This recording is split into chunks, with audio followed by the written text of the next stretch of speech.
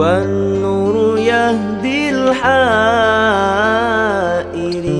ضياؤه. Assalamualaikum warahmatullahi wabarakatuh.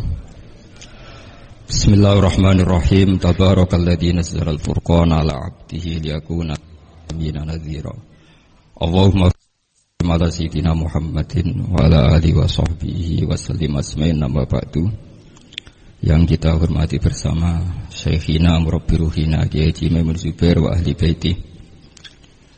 Juga enggak lupa Mas Hakim sebagai direktur atau termasuk penguasa ya, penguasa TV 9 yang tadi mempromosikan TV 9. Karena ini nuansanya seminar, maka saya punya pemikiran yang berbeda. Biar kesannya itu udah kong kali kong. Saya melihat bahwa kita ini sudah subjek, bukan objek. Karena setahu saya, santri-santri itu misalnya ngapalkan alfiah capek, terus manfaatkan lihat sinetron. Jadi mereka itu alat untuk kita terhibur. Bukan kita diperalat sinetron, tapi kita memperalat sinetron. Misalnya tadi beliau cerita bapak-bapak jadi korban karena ibu-ibu melihat bapak-bapak yang ganteng pakai jas uangnya banyak. Sebetulnya ibu-ibu juga jadi korban karena nggak secantik yang di TV. jadi ini penting saya ketahui. Begitu juga melihat Real Madrid misalnya. Kita ini kalau ngidolakan pemain lokal, kan datangkan pelatih, ngelatih itu mahal, bikin stadion mahal. Mendingan ngidolakan kerja jadi. Lagi-lagi mereka kita jadikan objek dari keinginan kita yang nggak mau repot-repot ya, beli yang instan gitu. Jadi ini mungkin yang saya beda dengan beliau. Saya ini sering ketemu para dokter, para profesor di Jogja. Bahkan saya bikin komunitas grup diskusi kematian. Itu profesor-profesor yang mau mati itu sering diskusi sama saya. Kenapa ini penting? Karena mereka bilang gini, Pak Bahak, dunia ini pasti kita tinggalkan saja, perumusnya banyak. Masa kematian yang kita song-song nggak ada perumusnya gitu. Makanya kita bikin tim perumus kematian.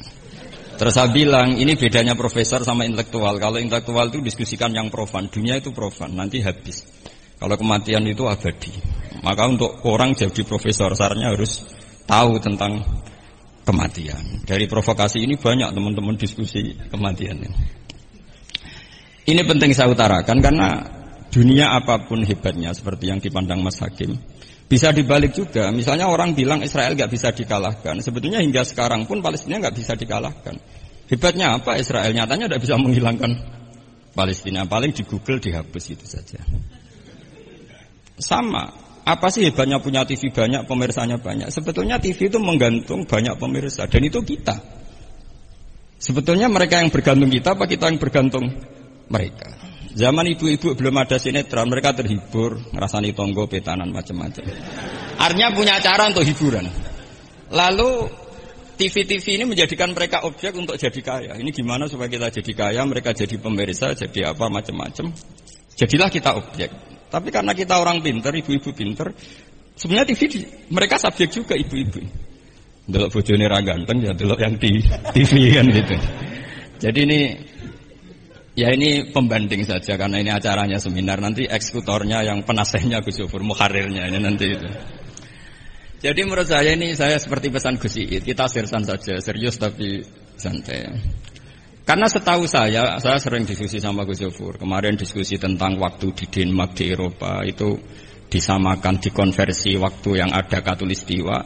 Apa setiap negara punya aturannya sendiri. Karena Denmark itu ada masa tertentu yang siang itu sampai 3 bulan. Sampai sekarang saya sering diskusi sama beliau tentang itu. Terus tentang Mina Jadid, tentang macam-macam lah. Setahu saya begini ya, pernah ada guyonan di beberapa ulama. Pernah dipertanyakan, cengkeh itu kan wangi, sehingga kalau kue tar itu dikasih cengkeh. Oke, kita sepakat dalam konteks bikin kue tar itu cengkeh dikategorikan pewangi. Lalu kategorinya adalah pewangi. Pertanyaannya berarti kalau orang haji, ihram, merokok itu wajib bayar dam karena pakai pewangi. Itu hampir putus. Karena dikonsensus oleh ahli-ahli pakar kue itu termasuk kategori pewangi. Tapi ketika ada pembanding ini Mas, ini pentingnya pembanding. Lalu berarti orang Jumatan disunatkan rokok, kan harus pakai kesunatannya kan pakai pewangi gitu. Nyatanya tuntas juga, nggak jadi. Artinya keputusan itu udah jadi. Jadi kalau saya ditanya Gus Barok, cara ngelawan apa hegemoni Barat atau derasnya media massa, ya sudah kalau nggak punya kan nggak keserang. Makanya saya tidak punya gitu.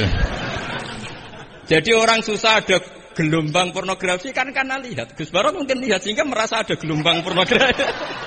Lah saya kan tidak punya, makanya saya kan nggak serang. Karena dulu ngaji saya itu Darul Mafasid Muqaddamun ala Jalbil Masoleh. Kalau disara-saran saddan lidzaro'e, kalau rawan bahaya ya tidak usah. Ya saya kira gitu, kira-kira alasan saya selain mungkin saya tidak kuat beli Gus Barok gitu.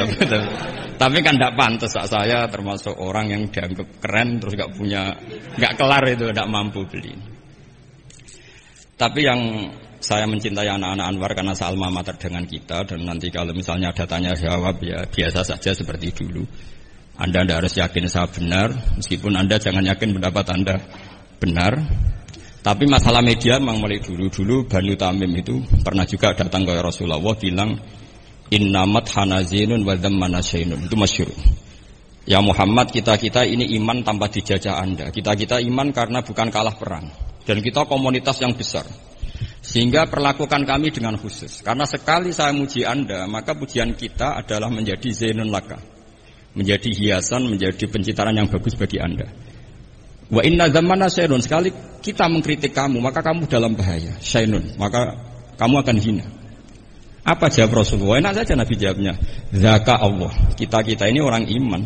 Kalau dikritik media ya tenang saja. Yang penting intawah benar. Nah mungkin saya latihan di makom itu sehingga saya itu sama media biasa saja. Istri saya lihat sinetron. Setahu saya gitu. Bersumpek gitu, delok dunia gitu. Hiburan delok sinetron. Ini sebenarnya kita subjek apa objek? Kalau menurut Mas Hakim objek. Kalau saya ya kita subjek. Kalau bosan ya ganti saja. Kalau bosan ganti. Jadi kita yang memainkan mereka, bukan kita yang dimainkan mereka. Wong yang pegang remote kita. Nah, saya kira ini yang ringan-ringan saja seperti pesan Gus Iyad tadi, sersan itu serius tapi santai. Ya biasa saja menurut saya, ini zaman nggak bisa dilawan ya. Saya juga beberapa kali ketemu menteri, ketemu pejabat ya, kita sering diskusi. Kadang-kadang mereka bilang, Gus, mbok ya usul tentang sebetulnya tata negara itu kayak apa. Saya bilang ini basa-basi, ada pakarnya, tata negara itu sudah ada pakar. Kalau sampean tanya tata akhirat saya jelaskan. Ya tata akhirat itu kamu di dunia harus sujud. Dunia ini nanti profan, jabatan menteri itu profan. Kalau akhirat itu abadi. Akhirnya ngaji sama saya. Enggak bab itu tapi ini penting. Bagaimanapun kita umatnya Nabi yang diamanati menyelamatkan umat ini sampai dunia akhirat. Kalau yang di dunia sudah ada spesialis ya kita terima. Bagaimanapun orang Islam itu kalau bisa ya fit dunia hasanah. Tapi yang sudah agak-agak berKTP akhirat kayak saya jangan dipaksa. Ini penting ya, karena memang ayatnya wafil akhirati hasanah gitu. Jadi kita tidak boleh hanya bicara kompetisi antar TV macam-macam. Kalau antar program pengajian mau saya, karena itu. Ya saya kira demikian, ini penting ya pembanding itu. Karena saya punya cerita ya, betapa Rasulullah SAW ini sangat-sangat akademik ya. Saya punya cerita agak serius. Setelah ini selesai, ini terakhir Gus. Suatu saat ada seorang sahabat. Ini yang disetujui atau diamini oleh para ahli tafsir. Dia perang gitu atau ditugaskan ke Nabi itu. Di kitab saya sahabat itu namanya Muhallam bin Jassamah. Saya nggak tahu kalau nama itu di kitab Anda karena beda kitab namanya beda. Dulu itu kalau saya jago Tyson, kok Tyson kalah, di TV saya Tyson menang gitu.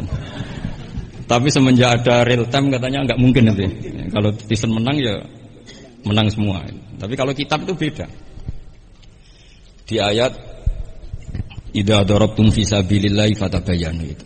Kemudian Muhallam bin Jassamah ini membunuh satu orang. Di kitab saya namanya itu Amir bin Atbad.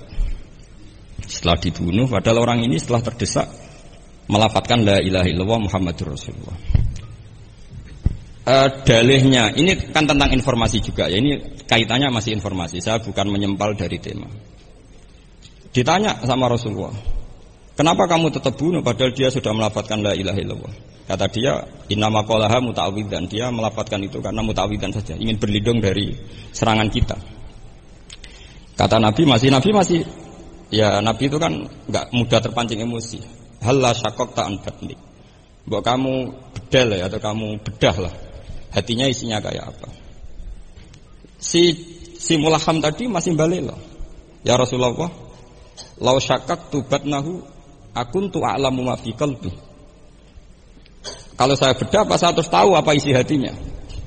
Kata Nabi, ya kamu tetap nggak tahu meskipun kamu bedah hatinya, kamu tetap nggak tahu. Kenapa engkau nyuruh bedah ya Rasulullah?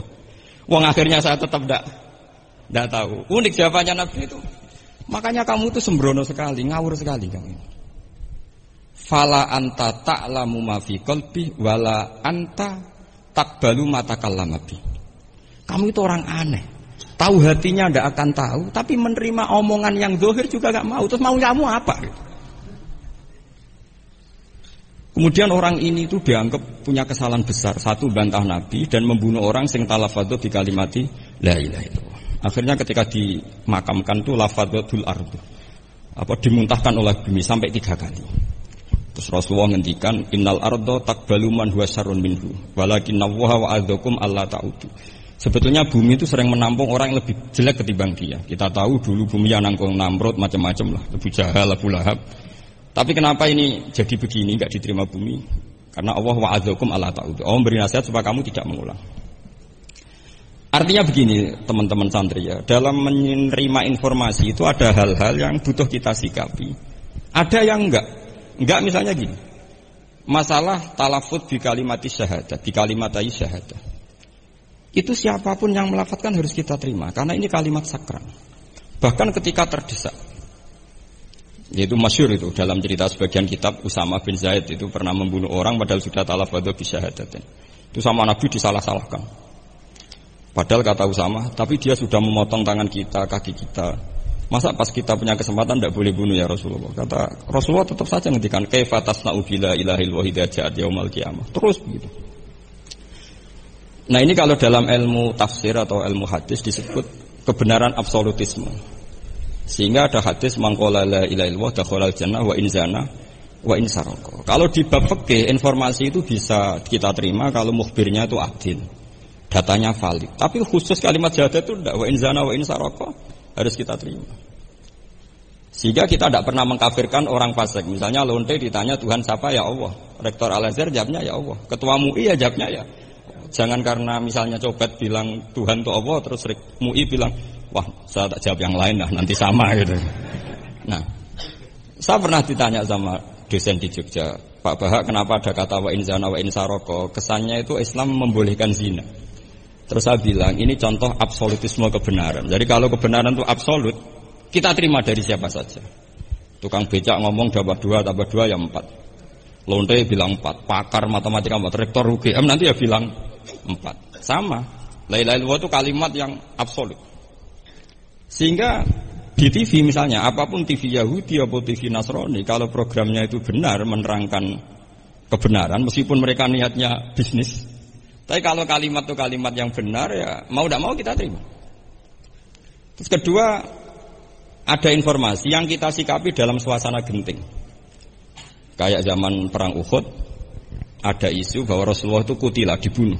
Kemudian ini melemahkan para orang Ansor dan Muhajirin atau Muhajirin dan Ansor. Terus kata Rasulullah, Umar, ajibu, kamu harus menjawab bahwa saya masih. Akhirnya Umar berteriak keras bahwa Rasulullah itu masih hidup. Ini contoh-contoh informasi yang secepatnya harus dijawab.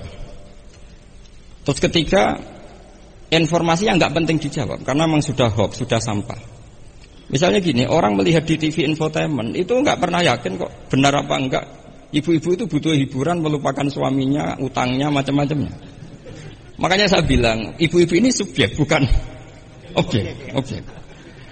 Jadi ini yang saya beda dengan Mas Hakim. Tentu saya punya sisi kesalahan, karena saya juga nggak perlu akurat, karena ini tidak bidang saya. Tapi cukup jadi pembanding, karena ini menyangkut harga diri Mas Hakim. Kesannya kalau kita objek kan kita ini kayak orang bodoh yang diatur-atur gitu.